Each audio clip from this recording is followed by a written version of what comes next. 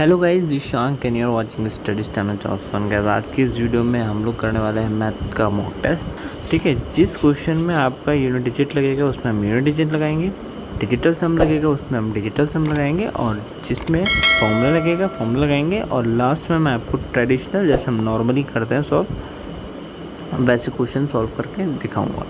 तो चलिए शुरू करते हैं। तो यहाँ पर हमारा जो फर्स्ट क्वेश्चन है वो ये है, दो समान त्रिभुजों का परिमाप जो है पैरामीटर 30 सेंटीमीटर और 20 सेंटीमीटर है। यदि पहले त्रिभुज की एक भुजा 9 सेंटीमीटर है तो दूसरे त्रिभुज की तदनुरूपी भुजा ज्ञात कीजिए। तो यहाँ पे आपको सिमिलर का क्वेश्चन दे रखा है। सिमिलर ट्राइंगल है, दो सिमिलर ट्राइंगल है, समान त्रिभुज हैं जिनका जो पैरामीटर है वो 30 सेंटीमीटर और 20 सेंटीमीटर है। परिमाप 30 सेंटीमीटर 20 सेंटीमीटर है। उन्होंने एक त्रिभुज की एक भुजा दे रखी है 9 सेंटीमीटर, तो आपको दूसरे त्रिभुज की वही भुजा तदनुरूपी भुजा सेम भुजा निकालनी है। तो यहाँ पे इसके लिए आपको सिमिलर ट्रायंगल की प्रॉपर्टीज़ पता होनी चाहिए, जो कि मैं आपको बताने वाला हूँ। तो इसको हम पहले थोड़ा सा छोटा कर लेते हैं क्वेश्चन को। तो यहाँ पे मैं आपको एक सिंपल तरीके से सिखाता हूँ कि सिमिलर ट्रायंगल होते क्या हैं। तो यहाँ पे अगर मैं एक ट्रायंगल बनाता हूँ और ये दूसरा ट्रायंगल बनाता हूँ, मान लिया ये जो है 30 सेंटीमीटर इसका पैरामीटर है और इसका पैरामीटर 20 सेंटीमीटर है। तो ये ट्रायंगल सिमिलर कब होंगे? ये ट्रायंगल सिमिलर तब होंगे जब इनके तीनों एंगल इक्वल होंगे। इक्वल एज इन मतलब ये वाला जो एंगल है वो इस एंगल के बराबर हो, ये वाला एंगल इस एंगल के बराबर हो, और ये वाला एंगल इस वाले एंगल के बराबर हो, तब ये सिमिलर ट्रायंगल कहलाते हैं। मीन्स अगर किसी ट्रायंगल के दो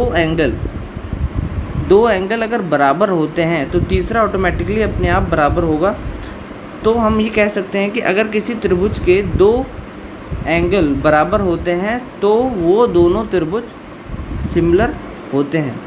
ठीक है, तो आई होप आपको समझ में आ गया होगा कि सिमिलर ट्रायंगल होते क्या हैं। सिमिलर ट्रायंगल में जो साइड्स होती हैं वो अलग अलग होती हैं। मींस ऐसा नहीं होगा कि अगर आपने ये वाली 3 सेंटीमीटर मान ली तो ये वाली भी 3 सेंटीमीटर होगी, ऐसा नहीं होता समरूप में सिर्फ एंगल बराबर होते हैं। दोनों त्रिभुजों की, दोनों ट्रायंगल की जो साइड्स होती हैं वो डिफरेंट होती हैं। ठीक है, तो आई होप आपको ये समझ में आ गया होगा। तो यहाँ पे हम आप अपने क्वेश्चन की तरफ चलते हैं। तो इसकी जो प्रॉपर्टी है जो मैं आपको बताने वाला हूँ वो ये होती है, अगर दो ट्रायंगल सिमिलर हैं तो उनकी प्रॉपर्टी ये होती है कि उनके जो पैरामीटर का जो रेशियो होता है वही उनकी साइड का भी रेशियो होता है। अगर मैं लिखूँ पैरामीटर फर्स्ट ट्रायंगल का अपॉन पैरामीटर सेकंड ट्रायंगल का बराबर side of first angle and side of second angle. ठीक है, तो यहाँ पे हमें अगर देखें पैरामीटर जो पहले ट्रायंगल का जो पैरामीटर है वो 30 सेंटीमीटर है, दूसरे वाले का 20 सेंटीमीटर है। ठीक है, और यहाँ पे पहले जो ट्रायंगल की जो साइड है वो 9 सेंटीमीटर है। हमें दूसरे वाले की निकालनी, तो मैंने दूसरे वाले की x मान लिया। ठीक है, तो यहाँ पे 3 ये 10 हो जाएगा, 0 से 0, और x की वैल्यू अगर आप देखोगे तो x की वैल्यू आपकी 6 सेंटीमीटर आ जाएगी, जो कि हमारा बी ऑप्शन है। तो आई होप आपको इस सिमिलर की प्रॉपर्टी समझ में आई होगी। ठीक है, तो चलिए नेक्स्ट क्वेश्चन की तरफ चलते हैं। ये जो नेक्स्ट क्वेश्चन आपके पास है, नेक्स्ट क्वेश्चन जो हमारा सेकंड क्वेश्चन है वो ये है, x + 1/x बराबर 2। तो x² + 1/x⁵ का मान क्या होगा? तो यहाँ पे सबसे पहली चीज़ ये है, आपको एक चीज़ नोटिस करनी है कि जो x + 1/x बराबर 2 है, सिर्फ एक ही कंडीशन पे सॉल्व हो सकता है। वो किस कंडीशन पे? अगर हम देखें तो जो x + 1/x बराबर 2 है तो वो सिर्फ एक कंडीशन में फॉलो हो सकता है। अगर मैं x = 1 रखूँ तभी ये कंडीशन फॉलो होगी। मीन्स अगर मैं रखता हूँ x बराबर 1 तो 1 + 1/1, तो ये हो जाएगा बराबर 2। सिर्फ इसी कंडीशन पे ये चीज़ फॉलो करेगी। ठीक है, तो यहाँ पे हमको कुछ नहीं करना, हमको सिर्फ वैल्यू पुटिंग करनी है और करके देखना है कि हमारी जो फर्स्ट कंडीशन है उसको फॉलो करना चाहिए। तो यहाँ पे हमारा x = 1 पे फॉलो कर रहा है, तो यही x इक्वल टू 1 मैं फर्स्ट कंडीशन जो हमारा क्वेश्चन पूछा गया है उसमें पुट कर देंगे। तो 1 का स्क्वायर 1 प्लस 1 अपॉन 1 की पावर 5 भी 1 ही होगा, तो हमारा आंसर आ जाएगा 2। ठीक है, तो गाइज ये जो इस टाइप के क्वेश्चन होते हैं यहाँ पे आपको वैल्यू पुटिंग करनी पड़ती है और आपको फर्स्ट इक्वेशन को सेटिस्फाई करना होता है। अगर वो सेटिस्फाई हो जाती है तो उस x की वैल्यू आपको अपने क्वेश्चन में पुट कर दीजिए, तो आपका सेम आंसर आ जाएगा। ठीक है, तो आई होप आपको ये क्वेश्चन समझ में आया होगा। नेक्स्ट क्वेश्चन की तरफ चलते हैं।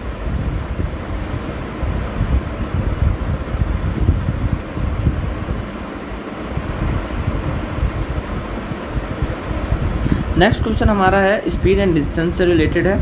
ठीक है, तो यहाँ पे मैं आपको सबसे पहले ट्रेडिशनल तरीके से करवाऊँगा, उसके बाद जो इसका रियल मेथड होता है जिससे आप आसानी से कर सकते हो इस क्वेश्चन को, मैं वो तरीका भी आपको समझाऊँगा। ठीक है, फर्स्ट क्वेश्चन जो हमारा ये है, जो नेक्स्ट क्वेश्चन है वो हमारा ये है, 40 किलोमीटर प्रति घंटे की गति से चलने वाली बस 6 घंटे 15 मिनट में दूरी तय करती है। यदि यह 50 किलोमीटर घंटे की गति से उतनी ही दूरी तय करे तो उस दूरी को तय करने में उसे कितना समय लगेगा। यहाँ पे आपको ऑप्शन दे रखे हैं। तो चलिए इस क्वेश्चन को पहले मैं आपको ट्रेडिशनल तरीके से समझाता हूँ, उसके बाद मैं आपको बताऊँगा कि रेशियो मेथड से इसको कितनी ईजिली तरीके से किया जा सकता है। ठीक है, इस क्वेश्चन को थोड़ा सा छोटा कर लेते हैं। तो यहाँ पे हम देखें अगर, तो सबसे पहले हमें दे रखा है कि 40 किलोमीटर की स्पीड इज इक्वल टू होता है डिस्टेंस अपॉन टाइम। तो हमें कुछ नहीं, हमें यहाँ पे सिर्फ पहले तो हमें डिस्टेंस निकालनी है, क्योंकि 40 किलोमीटर घंटे में वह 6 घंटे 15 मिनट में एक दूरी तय करता है, वो डिस्टेंस हमें निकालनी है। ठीक है, तो चलिए वैल्यू पुट कर देते हैं अपॉन टाइम। ठीक है, तो यहाँ पे स्पीड हमारे पास 40 किलोमीटर पर आवर स्पीड है। टाइम जो है हमें इस टाइम को पहले चेंज करना पड़ेगा। 15 मिनट जो है उसको मैं घंटे में चेंज कर देता हूँ, तो ये हो जाएगा 6 + 15 अपॉन 60। और अगर मैं इसको सॉल्व करूँगा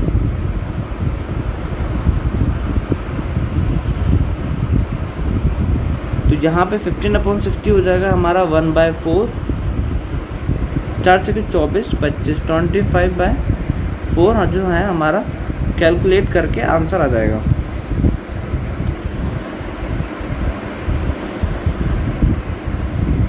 ठीक है, तो यहाँ पे हमारा आ गया आंसर कितना,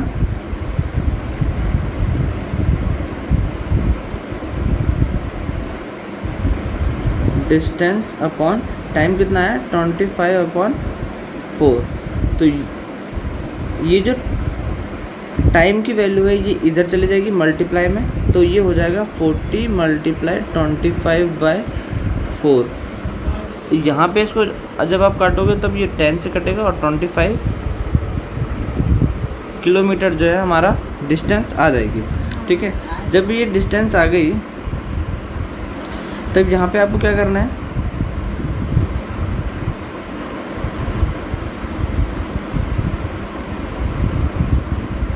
जब यहाँ पे आपकी डिस्टेंस आ गई तो एक बार क्वेश्चन देखना, 50 किलोमीटर पर आवर की गति से वह उतनी ही दूरी सेम डिस्टेंस में 250 किलोमीटर के डिस्टेंस वो कितनी देर में तय करेगा। तो बस आपको यहाँ पे क्वेश्चन में पुट कर देना है। स्पीड हमारे पास 50 किलोमीटर पर आवर है और डिस्टेंस हमारी 250 किलोमीटर है, और हमें निकालना है इस बार टाइम। 5 से 5 और 5 × 5 = 25, तो टाइम जो हमारा आ जाएगा वो आ जाएगा 5। तो ये एक ट्रेडिशनल तरीका है जिससे आपको नहीं करना है, ये मैंने सिर्फ आपको समझाने के लिए बताया है। अब मैं आपको जो मेथड बताने वाला हूँ वो सीखना है आपको। ठीक है, तो चलिए नेक्स्ट मैं आपको सिखाता हूँ मेथड है क्या आखिर। तो यहाँ पे सेकंड मेथड सीखने के लिए आपको पता होना चाहिए कि स्पीड इज इक्वल टू होता है डिस्टेंस अपॉन टाइम। ठीक है, तो यहाँ पे आपको एक चीज़ फोकस करनी है कि अगर जब आपके पास डिस्टेंस कॉमन हो, मीन्स डिस्टेंस सेम हो, तो जो रेशियो स्पीड का होता है, जैसे मान लो स्पीड का जो रेशियो है, पहली वाली स्पीड हमारी 7 है और दूसरी स्पीड जो है 6 है, तो जो स्पीड का रेशियो होता है अगर डिस्टेंस सेम है, ठीक है, डिस्टेंस अगर सेम है तो जो रेशियो स्पीड का होता है उसका उल्टा टाइम का रेशियो होता है, मीन्स ये हो जाएगा 6:7 का। ये होता है गाइस, इस तरीके से हम क्वेश्चन को सॉल्व करते हैं। बट एक और चीज़, अगर टाइम सेम हो तब, अगर टाइम आपका सेम होता है, अगर आपका टाइम सेम है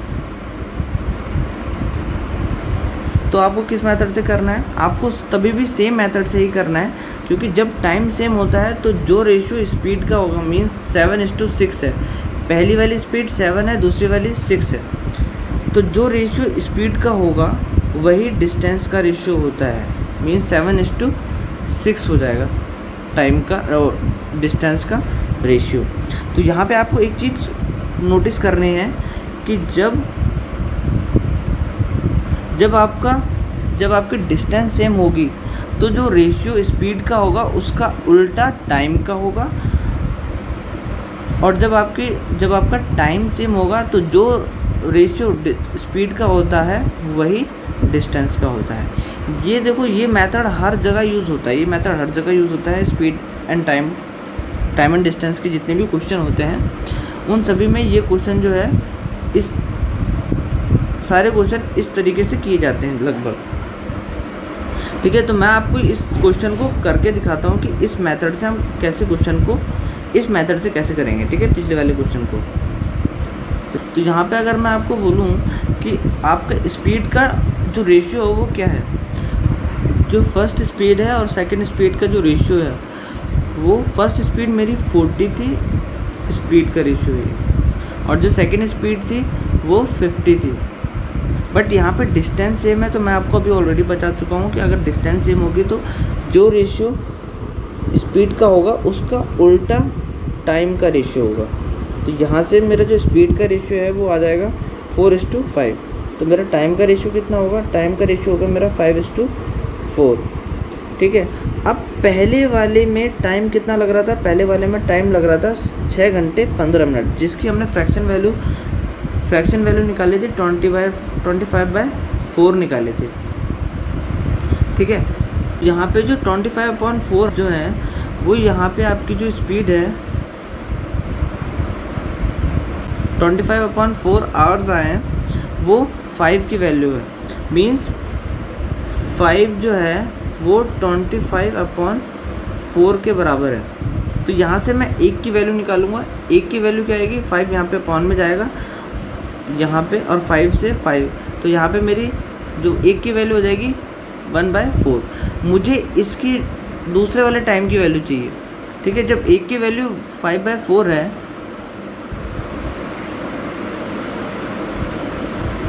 तो 4 की वैल्यू क्या होगी? 4 को मैं यहाँ से मल्टीप्लाई कर दूंगा, 5/4 मल्टीप्लाई बाय 4 से 4, यहाँ आंसर आ जाएगा हमारा 5 आवर्स।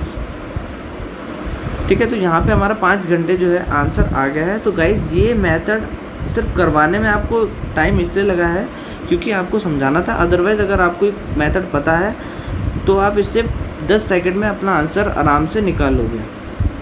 ठीक है, तो ये मेथड था गाइज, जिस तरीके से आप आराम से क्वेश्चनों को सॉल्व कर सकते हो। बस आपको इसमें मेथड को याद रखना है कि जब डिस्टेंस सेम होती है तो स्पीड का रेशियो जो होता है वो बदल के उल्टा हो जाता है टाइम के रेशियो से, और जब आपका टाइम सेम होता है तो जो रेशियो स्पीड का होता है वही डिस्टेंस का होता है। तो ये चीज़ें आपको याद रखनी है। ठीक है, तो चलिए नेक्स्ट क्वेश्चन की तरफ चलते हैं।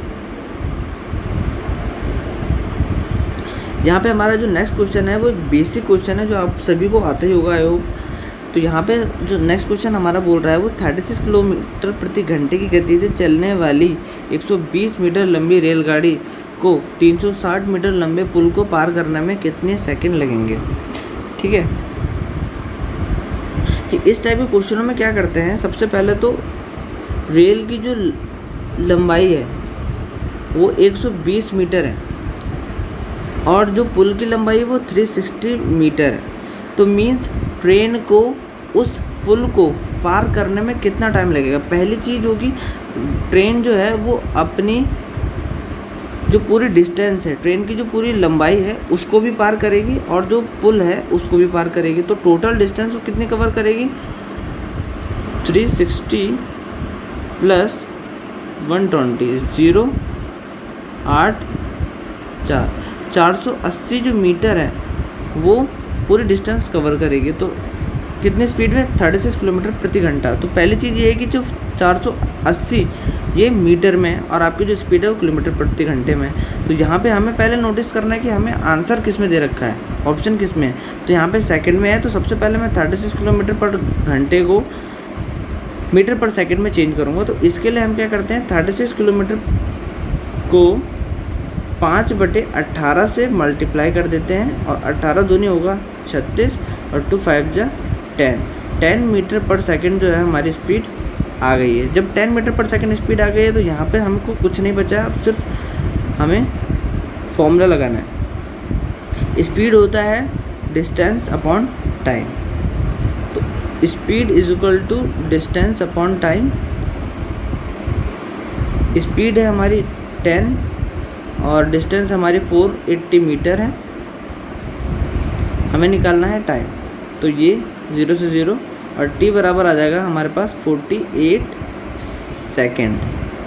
ठीक है, तो इस टाइप के क्वेश्चन इस तरीके से किए जाते हैं जहाँ पे ट्रेन और उसकी लेंथ दी जाती है और पुल की लेंथ दी जाती है। ठीक है, तो आपको इस टाइप के क्वेश्चन इस तरीके से करने होते हैं। तो ये जो हमारा नेक्स्ट क्वेश्चन है वो ट्रिग्नोमेट्री से है। यहाँ पे आपको साइन a माइनस बी बराबर sine a cos B minus cos A sine B, यहाँ पे आपको एक फॉर्मूला दे रखा है साइन a माइनस बी का और आपसे पूछा हुआ है साइन 15 की वैल्यू क्या है। साइन 15 की वैल्यू आपसे पूछी है यहाँ पर।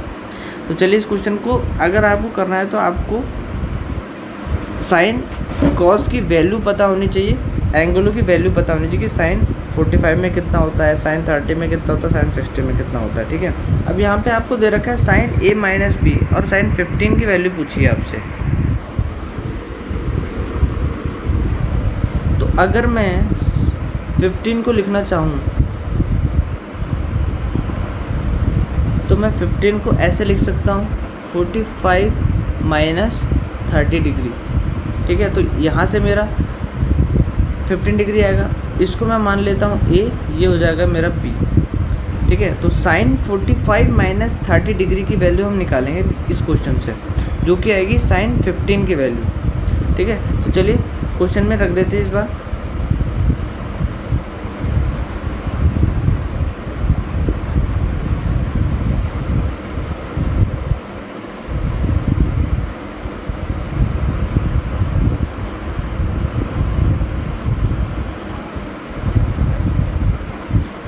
तो साइन 45 माइनस 30 यहाँ पे क्वेश्चन के अकॉर्डिंग रख देते हैं साइन ए। साइन ए मतलब साइन 45। साइन 45 की वैल्यू क्या होती है 1/√2। ठीक है, साइन 45 हो गया। उसके बाद कॉस बी कॉस 30। कॉस 30 की वैल्यू क्या होती है √3/2। ठीक है, माइनस फिर कॉस ए मतलब कॉस ए मतलब क्या हुआ 45। कॉस 45 की वैल्यू क्या होती है 1/√2 और साइन बी साइन 30 की वैल्यू होती है 1/2। तो बस आपको इस इक्वेशन को सॉल्व करना है। यहाँ पर अगर मैं देखूँ तो पूरे का एलसीएम जो है 2√2 आएगा। ठीक है, और यहाँ से √3 माइनस 1। तो क्या ये हमारा आंसर है? बिल्कुल, जो डी वाला ऑप्शन है वो इसको सेटिस्फाई कर रहा है और यही हमारा आंसर होगा √3 माइनस 1/2√2। ठीक है, तो कहीं कहीं पे आपको ये फॉर्मूला भी नहीं देगा और आपको सीधा सिंपल साइन 15 की वैल्यू पूछ लेगा। ठीक है, तो इस क्वेश्चनों को आप इस तरीके से कर सकते हो। नेक्स्ट क्वेश्चन की तरफ चलते हैं। तो नेक्स्ट क्वेश्चन हमारा ये है √10 प्लस √25 प्लस √108 प्लस √154 प्लस √225। तो इसके लिए आपको पता होना चाहिए कि अंडर कैसे निकालते हैं, और वैसे तो ये अंडर आपको याद ही होने चाहिए। ठीक है, तो सबसे पहले हम अंडर की सीधी वैल्यू रखेंगे। आपको अंडर निकालना आता ही होगा, तो वो मैं आपको अभी इस वीडियो में नहीं सिखाऊंगा। यहाँ पे अगर हम वैल्यू रखें तो नीचे वाला जो अपॉन में होगा तो वो तो 2 हो जाएगा। क्यों? 2 की जो क्यूब होती है वो 8 होती है। ठीक है, यहाँ पे आपको स्क्वायर रूट नहीं क्यूब रूट दे रखा है, अपॉन में डिनोमिनेटर में आपको क्यूब रूट दे रखी है, तो 8 की क्यूब रूट होती है 2। ठीक है, तो नीचे आपका आंसर आएगा 2। उसके बाद जब आप 225 का जो अंडर रूट में 225 है उसकी जो वैल्यू होती है, अंडर रूट 225 की जो वैल्यू होती है वो 15 होती है। ठीक है, 15 यहाँ से आपका 15 आ जाएगा। 15 के बाद 154 प्लस 15, तो ये 59 और ये 169 आएगा आपका आंसर अंडर रूट में। तो जब आप इसको सॉल्व करोगे तो 169 अंडर रूट में 169 आएगा, जिसकी जो वैल्यू है अंडर रूट 169 की जो वैल्यू है वो होती है 13। ठीक है, अब उसके बाद क्या बचा? उसके बाद हमारे पास बचा है 13 आ गया। 13 के बाद अंडर रूट में क्या बचा? 108 प्लस 13। जब हम इसको ऐड करेंगे तो ये 8 और 3 11, 1 हासिल, 2 और 1 121 अंडर रूट आएगा, जिसकी वैल्यू क्या होती है? जिसकी वैल्यू होती है आपकी 11। 121 की जो अंडर रूट होता है, 121 का जो अंडर रूट होता है वो होता है 11। ठीक है, अब 11 आ गया। उसके बाद आपका अंडर रूट में क्या बचा अभी? उसके बाद अंडर रूट में आपको बचा 25 प्लस 11, जो कि होगा अंडर रूट में 36। अब अंडर रूट में 36 जिसकी वैल्यू होती है, अंडर रूट 36 की जो वैल्यू होती है वो 6 होती है। ठीक है, यहाँ पर से आपके पास आ गया 6। अब उसके बाद अंडर रूट में लास्ट वैल्यू जो बचती है हमारी 10 प्लस 6, जो कि होता है 16। ठीक है, अंडर रूट 60, अंडर रूट 6 की वैल्यू हो गई 4। यहाँ पे जो लास्ट में हमारा बचेगा 4 और 2 से कट जाएगा, तो हमारा आंसर जो है वो सी ऑप्शन सही हो जाएगा। ठीक है, तो गाइस ये तो काफ़ी सिंपल था, इसमें तो आपको स्क्वायर रूट पता होने चाहिए, जिसके अकॉर्डिंग आप क्वेश्चन को सॉल्व कर लोगे। ठीक है, तो चलिए नेक्स्ट क्वेश्चन की तरफ चलते हैं।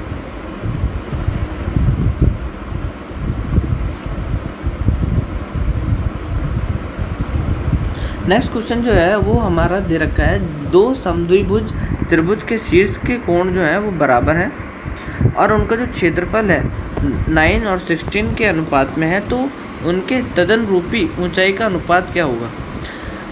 अब 2 समद्विभुज त्रिभुजों का मतलब क्या हुआ, देख लेते हैं।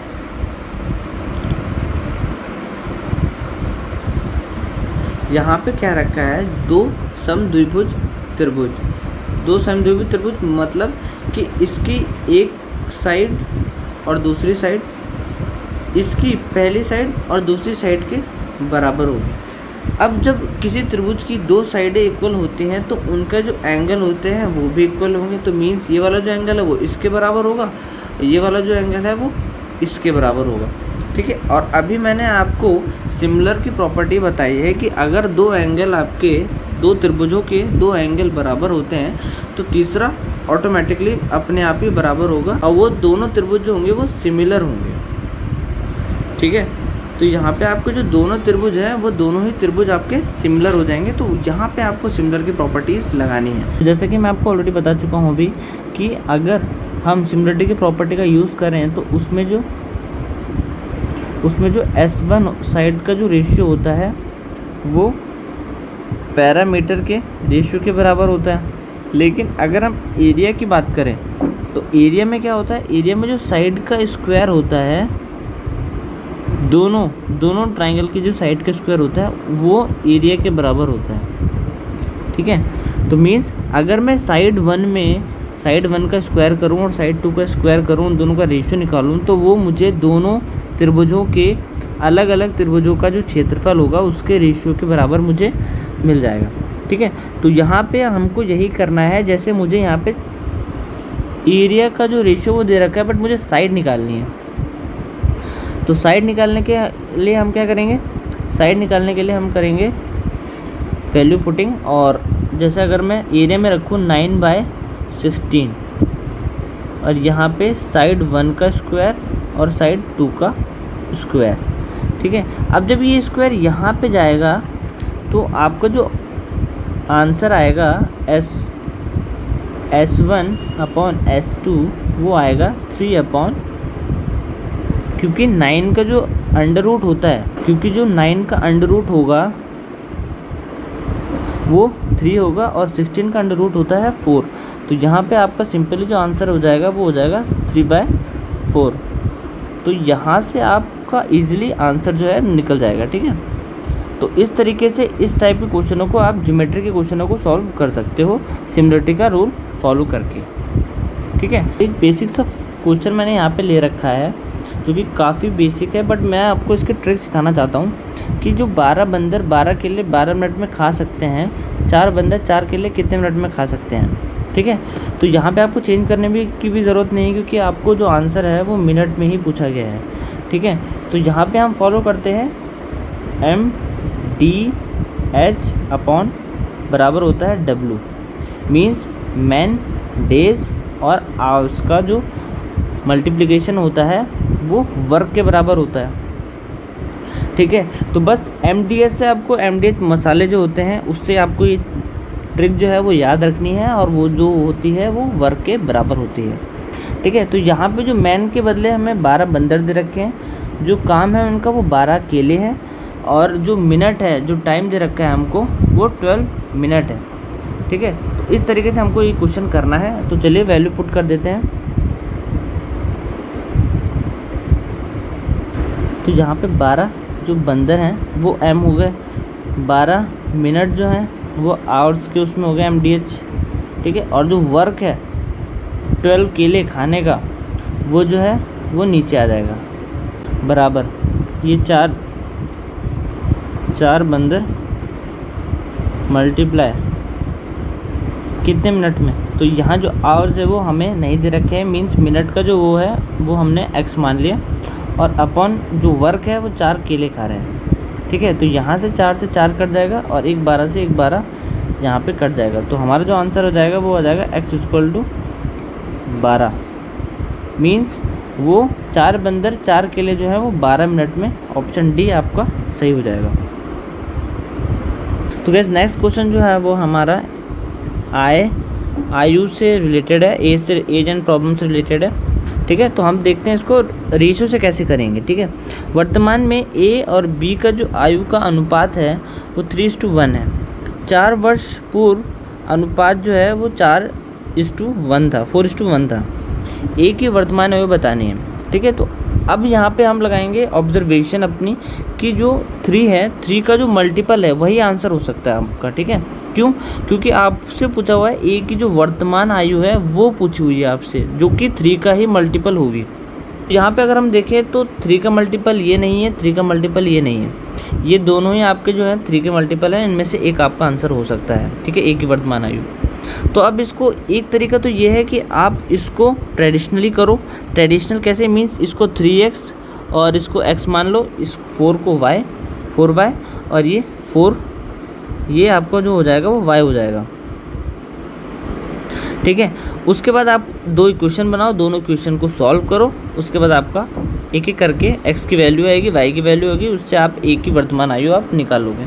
बट ये तो आप बचपन से करते आ रहे हो, मैं आपको एक नया मेथड बताता हूँ जिससे आप इसको आराम से कर लोगे। तो यहाँ a और b का जो रेशियो है वो 3:1 है, और 4 साल पहले उनका जो रेशियो था 4:1 था। अब आपको यहाँ पे एक चीज़ नोटिस करनी है कि 4 साल पहले दोनों ही की जो आयु का जो डिफरेंस है वो सेम होना चाहिए। मीन्स अगर जो a है उसकी प्रेजेंट एज 3:1 है और 4 साल पहले उनकी जो एज थी वो 4:1 है। तो यहाँ पे आपको अगर आप दोनों का गैप देखो तो आपको पता चलेगा दोनों का गैप इक्वल नहीं है। इसमें 1 का गैप है और इसमें 0 का गैप है। तो ऐसा तो हो नहीं सकता, क्योंकि दोनों ही 4 साल पहले गए होंगे। ऐसा तो थोड़ी हुआ होगा कि ए 4 साल पहले चला गया होगा, 20 वहीं रहा होगा। तो दोनों ही का गैप जो है वो इक्वल होना चाहिए। तो यहाँ पर से हम करेंगे इसका गैप को जो है इक्वल करेंगे। इसको कैसे? अब 3 और 1 के बीच में कितना गैप है? 2 का। 4 और 1 में गैप कितना है? 3 का।